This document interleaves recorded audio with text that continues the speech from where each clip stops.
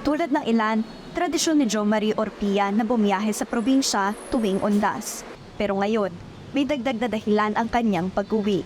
Ang makita ang pamilya sa Libmanan, Camarines Sur na hindi niya pa nakakausap matapos ang bagyong Christine. Hirap po kasi signal sa amin pagka nagkakaroon ng bagyo. Kasi hindi naman po kami sentro eh.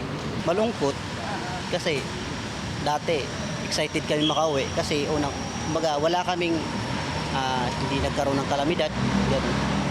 Kaya ngayon malungkot kasi maraming dagok na dumaan pagsubok. Di alintana ng ating mga kababayan ang posibleng hirap ng biyahe pa Bicol dahil sa pinsalang dulot ng bagyong Christine. Ang mahalaga, makapiling ang mga kamag-anak sa pag-alaala ng mga yumaong mahal sa buhay na magbibigay inspirasyon na harapin ang anumang unos.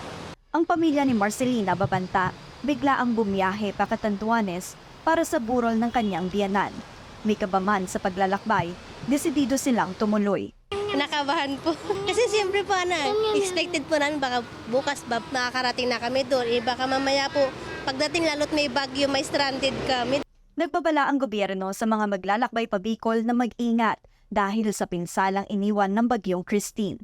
Patuloy na nagre-recover ang mga Bicolano mula sa lampas taong baha habang ang gobyerno nag-aabot ng tulong sa mga biktima. Para sa mga impormasyong napapanahon at on-demand, Deniza Fernandez, Newswatch Plus.